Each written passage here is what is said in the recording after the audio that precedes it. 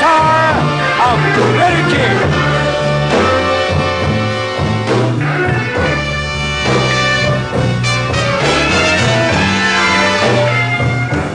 I'd also like people to ring me up and tell me, is there anything worse than watching England playing football?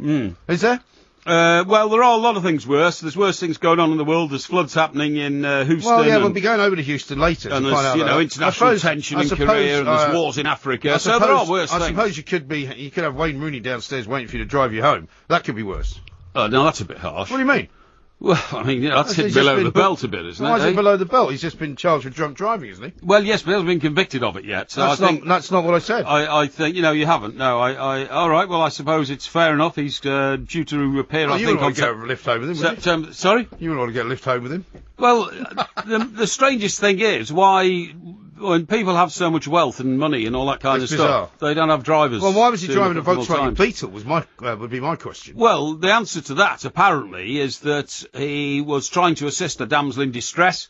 And, a damsel in distress? Allegedly. Well, it's not the Canterbury Tales we're living in. No. I mean, a damsel in distress. The report I read, and I say it's an alleged report, is that he was trying to help somebody else to get home, right. and he took the wheel, which obviously was perhaps ill-advised or very ill-advised. Well, do you know what? We might actually get to see the front pages tonight on this very show. Oh, I'm sure we will. I would imagine Wayne Rooney's face will be all over those front pages. Oh, he will. And I would imagine as well that basically there will be all sorts of reasons as to why he was out until that time in the morning, who he was with, what he was doing, how much he had to drink. There'll be an awful lot of detail that we will be able to impart to the audience later. He's the most famous man in Britain at the moment, again, but to feel a sense of freedom and because a bit like when I go away and leave you to your own devices. Yes. Similar kind of situation. Yeah, and I just get on with business. That's right. But look, that's a case that's still got to unfold. Really.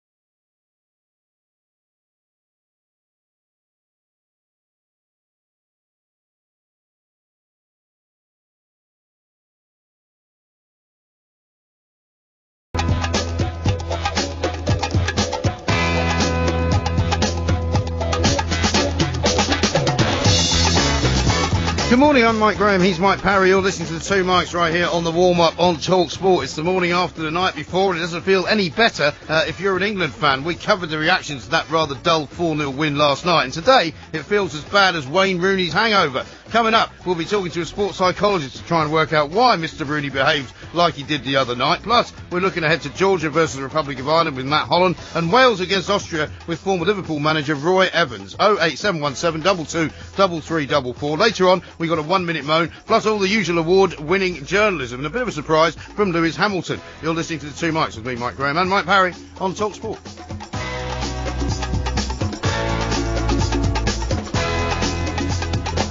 This is talkSPORT. We are the two mics on the warm-up, and I'm delighted to say it's time to say a very, very good morning to Mr. Mike Parry. Very good morning to Mr. Parry. And a very good morning to you, Mike. And that is a low blow, that, to start the show with. But trying to make a joke about Wayne Rooney's hangover. Well, I think you had a hangover. I don't know. I have no idea because I have not studied any medical reports which relate to whatever was going on. I see. But for you to try and make a joke out of it, when clearly this is a young man who, has issues that he has to deal with in life, and as far as I'm concerned... This is a line you're going to take. As far as I'm concerned... You're going to paint him as a victim, is that what you're going to do? I'm not going to paint him as a victim. I'm going to say that, clearly he has issues. If you've got a fortune of £65 million, you've got a wife and 3 beautiful children, a fourth on the way, you live in a £6.5 million house, shouldn't really have any problems that can't be dealt with. And obviously, Wayne has gone off the rails a little bit. Well, he has gone off the rails. And the word from Mrs. Rooney, I think Mrs. Rooney is that she's worried he is going off the rails. Well, okay. Well, we don't know about that because we only have reports to say that, but I haven't spoken to him personally, neither of you.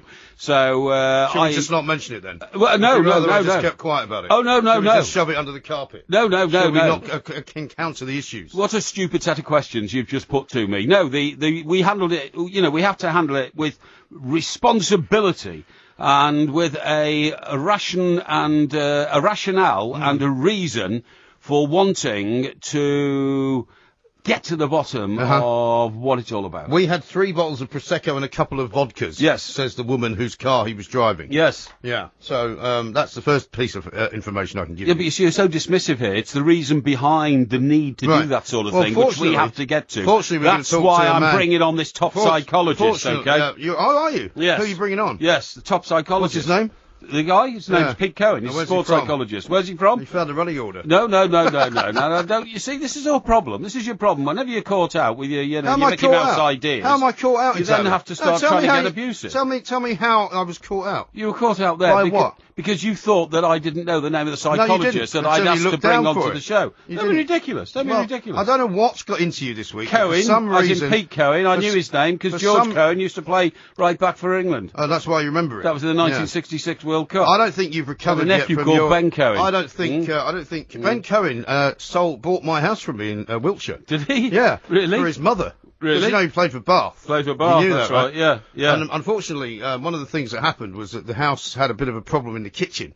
The kitchen floor had to be kind of redone. Well, hang on. This wasn't the flooding house, was it? No, this was the previous house. Oh, it wasn't. You didn't. But it did you also. sold somebody a house that perpetually flooded because it was built on a floodplain. No, I didn't. Well, it did perpetually flood. No, it didn't. It flooded a few times. Yeah. Well, that's perpetual. The definition of perpetual is non-stop. Yeah. Okay. It wasn't non-stop. Well, if a house floods 2 or 3 times and you still manage to find some mug to buy, I'd actually take my hat off to you. Yeah. Thank you very much. I think, frankly, if I was buying a house on a floodplain, I'd have investigated the history of it a little bit more thoroughly. Now, I'm going to have to pick you up on something you said earlier on to Georgie Bingham. Tom has tweeted in. He said Mike Parry's lying already. He said Northern Ireland would win 5-0, not 3-0. Ah, well, in that case, I'm sorry, but I'm so successful at making these predictions in the so you got that one wrong. On the Fools panel that I sometimes get ahead of myself. Yeah. Exactly but I did say they would win without conceding a goal, somewhere between 3 and 5, and that's what they did. And who were they playing?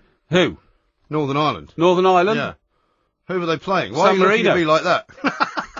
See? Well, look, but you didn't say somewhere between 3 and 5-0. Why can't you just admit that you didn't get it right? I don't know why you have to bring up these petty issues. You see, once again, you've been caught out. I'm not. What have I been caught out You're doing? getting vindictive. No, I'm not. I'm just reading you a tweet. Trying to make out, that I'm not in charge of my facts, when of course I am. I don't think you've been in charge of anything since that mass bladderation session you got involved in on Thursday. I did not get involved in any mass bladderation session. Would you like me to ask George Osborne? Well, Mr. Osborne was a bit of a stuffed shirt, by the way, isn't he? Didn't seem to have much sense of fun, did he, when I was he's trying not to really, entertain the room? You know what I mean? He's not really used to seeing, sort of such joie de vivre going on. He's been hanging around with David Cameron most of his life. Well, that's true. Now, Paul says this, Rooney is a young man, ?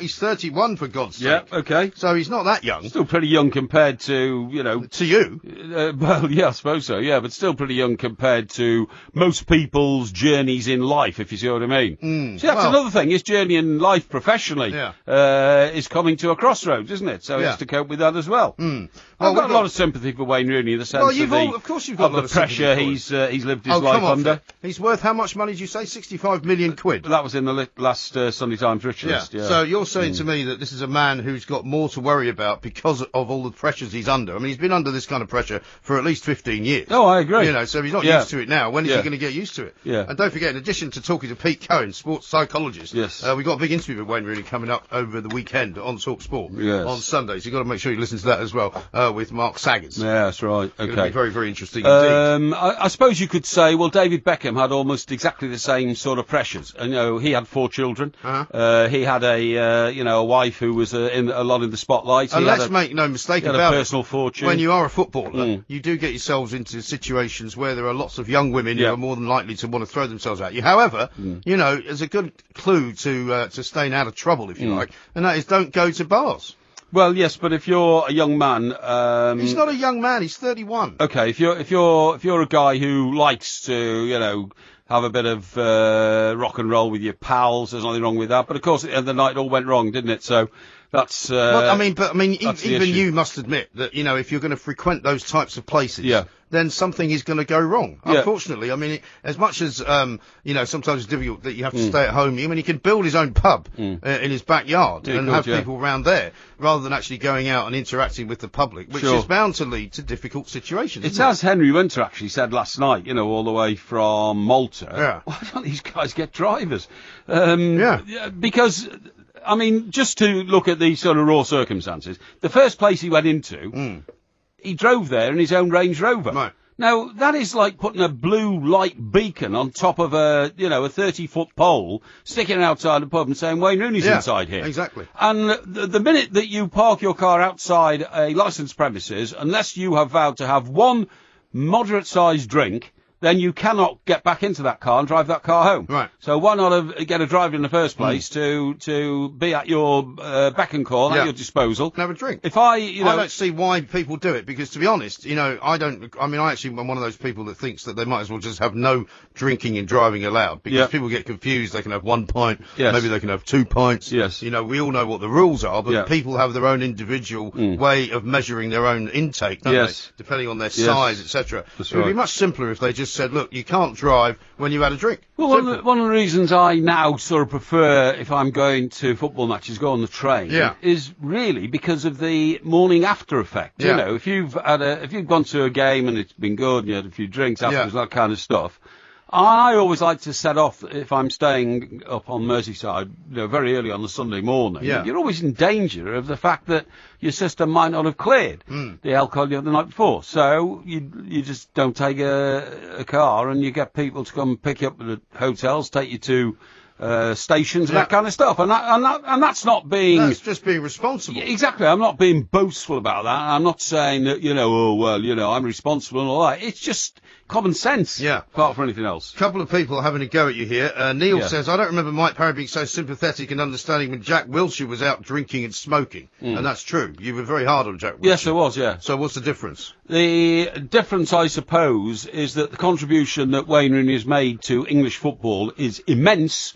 And the contribution Jack Wilshere's made. So does that give him more dispensation then? Is completely wasted. But that shouldn't give him more dispensation. In fact, it should give him less. It's more of an explanation as to what the background to the individual concern is all about. I don't agree with that. Here's one from Mr. Chilly. He says, would Porky be so sympathetic if Rooney was a Liverpool player and didn't write a bestseller about him? I doubt it. What do you mean bestseller? Well, he's talking now about Rooney Tunes. Yeah. Yes. Well, you say it was a bestseller. Well, yes, but I am officially a biographer of Wayne Rooney because I've had a book about him published very successfully. But it's an unofficial book, though. Well, of course it is. That's what a biography is. Well, an autobiography is the official book. Well, autobiography, I thought, is one where you write yourself. Well, you do, and he's had one of those published already, but I think there's still another 4 of those to come in the book deal. Well, I'm looking forward to the next one. Yeah, well, exactly, yeah. Oh, excuse me, yeah. Anyway, I had a terrible hay fever attack this morning. Did you? If I could forget about you, baby, I wouldn't be in so much misery.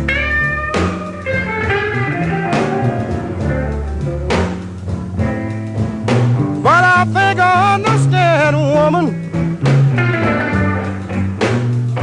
You must have put your whammy on me.